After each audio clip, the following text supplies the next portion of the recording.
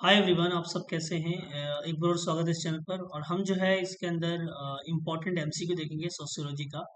अ, हम जो है इसके अंदर इम्पोर्टेंट एमसीक्यू के साथ जो है कुछ जो है पैसेज को भी देखेंगे और उसको सॉल्व करने की कोशिश करेंगे। तो स्टार्ट करते हैं पहले क्वेश्चंस की तरफ से। तो पहला क्वेश्चंस क्या है, स्टार्ट करते हैं इसका। तो देखते हैं कि इसमें बोला है कि demography is field demography is field that it is a special importance to sociology.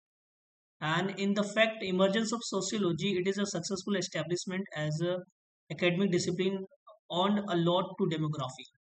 तो इट इज देस is a systematic study of population. क्या होता है? तो सिस्टमेटिक स्टडी ऑफ पॉपुलेशन को हम क्या बोलते हैं? डेमोग्राफी बोलते हैं। ऑप्शन जो है 20 का करेक्ट होगा।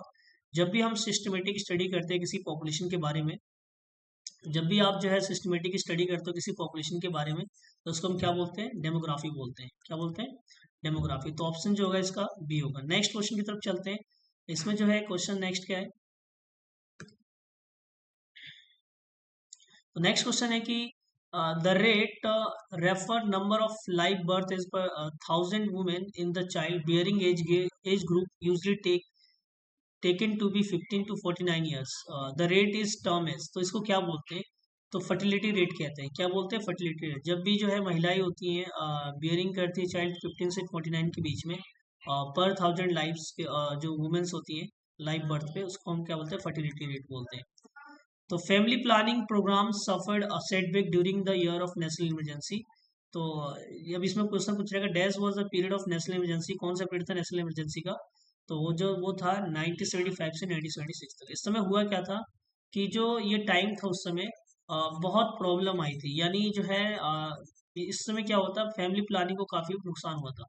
तो इस टाइम को जो है, ये कौन सा टाइम था? 1975 और 1976। नेक्स्ट है। नेक्स्ट जो है इसके अंदर इम्पोर्टेंट वो है हम इसको देखेंगे क्या है। The population growth was coined bye. एक पॉपुलेशन ग्रोथ किसने दिया था? तो ये दिया था माल्थस ने। तो ऑप्शन ए जो इसका करेक्ट होगा, माल्थस ने ही जो है पॉपुलेशन ग्रोथ के बारे में बताया था। तो ऑप्शन जो है ए इसका करेक्ट आंसर होगा। अब नेक्स्ट क्वेश्चन की तरफ चलते हैं। नेक्स्ट क्वेश्चन है कि the theory of population growth, ये तो बता दिया मैंने। नेक्स्ट है कि in India census began in the year. तो सेंसस इंडिया के अंदर कब स्टार्ट हुआ था? तो ये हुआ था आपका 1881 में। तो ऑप्शन डी इसका करेक्ट आंसर है। 1881 में जो है सेंसस स्टार्ट हुआ था। तो ऑप्शन जो इसका D correct answer. Next question की तरफ चलते हैं। ये जो है हमें नहीं करना इसका, ये एमसीक्यू नहीं है, तो सीधे नेक्स्ट मुद्दे पे चलते हैं। तो ये है हमारा next. First trial of census was done by. तो पहली बार जो ट्रायल किया गया था सेंसस का किसके द्वारा किया गया था? ब्रिटिश के द्वारा। तो ब्रिटिश जो ऑप्शन बी इसका करेक्ट आंसर होगा। पहली बार जो सेंसस किया गया तो किसके द्वारा? ब्रिटिश के द्वारा। ठीक है, नेक्स्ट है these are important for formulating implementing public welfare policies. ये काफी इंपॉर्टेंट होता है फॉर्मुलेटिंग करने के लिए और इम्प्लीमेंटिंग पब्लिक वेलफेयर पॉलिसीज।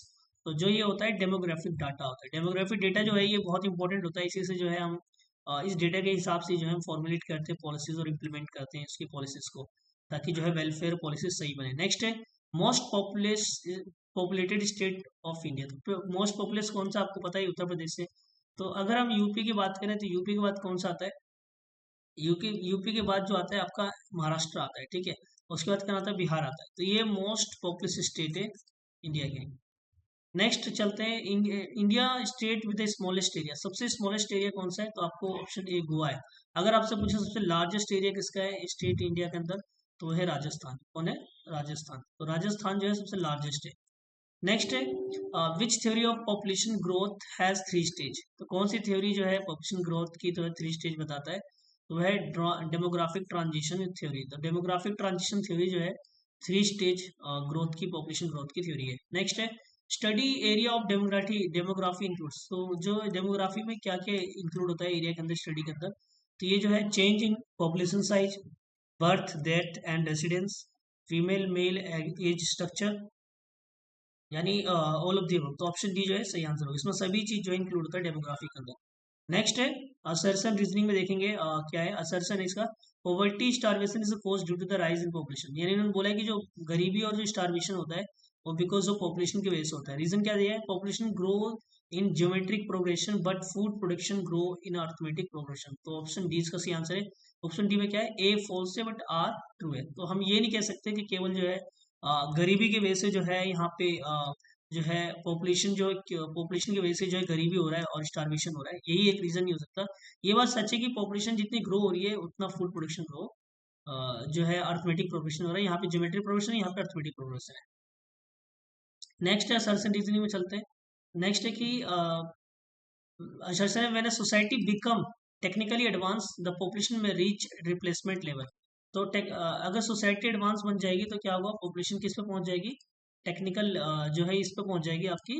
अ, जब सोसाइटी जो है एडवांस बन जाती है तो एक मिनट, तो when society become a technically advance the population में रीच टू रिप्लेसमेंट लेवल, तो रिप्लेसमेंट लेवल पहुंच जाती है, यानी जो है पॉपुलेशन ग्रोथ कम होता है। Low birth rate and low death rate result in the negligible growth rate. तो ऑप्शन ए इसका करेक्ट है, रीजन दोनों ही रीजन दोनों ट्रू है, और आर जो है करेक्ट एक्सप्लेनेशन किसका, ए का।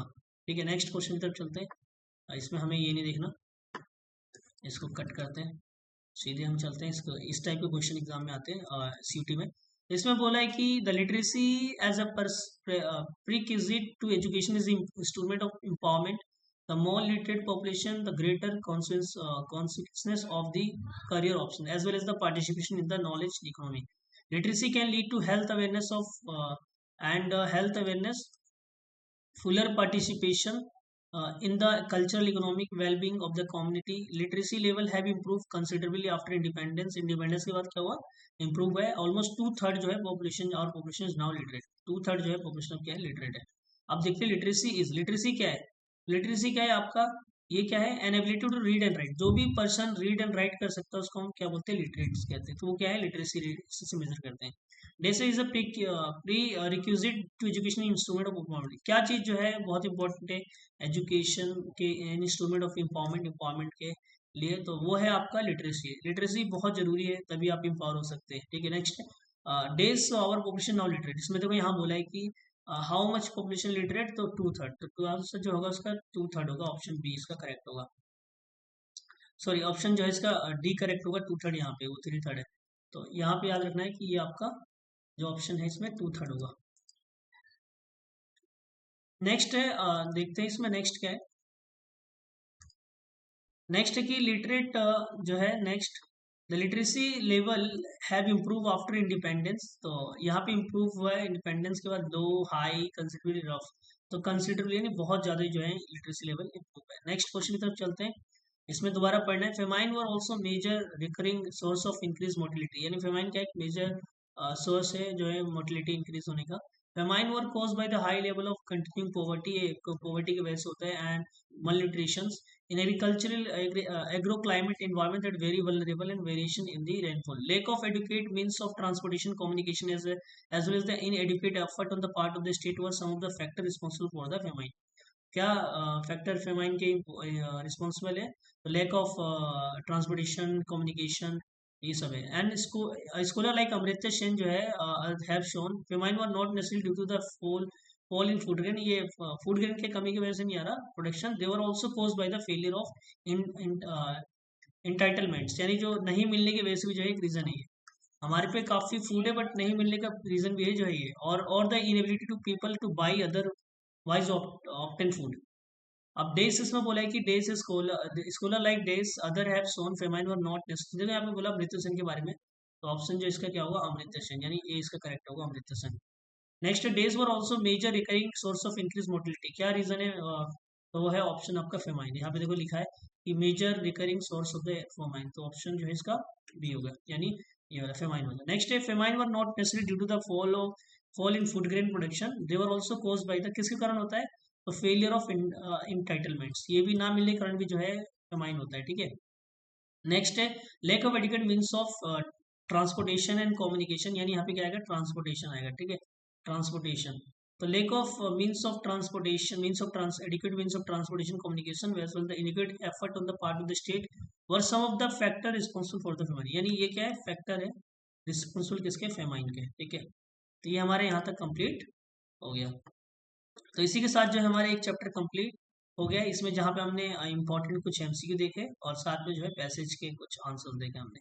तो ये जो है कंप्लीट 1 हो गया, तो इसके बाद मैं सेकंड चैप्टर आपके लिए लाऊंगा। Thank you so much.